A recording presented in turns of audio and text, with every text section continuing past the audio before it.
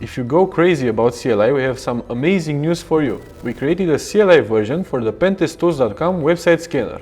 Set it up by running pip install Pentest-Tools. Afterwards, start a light scan using the command below, or even a full scan if you use your API key.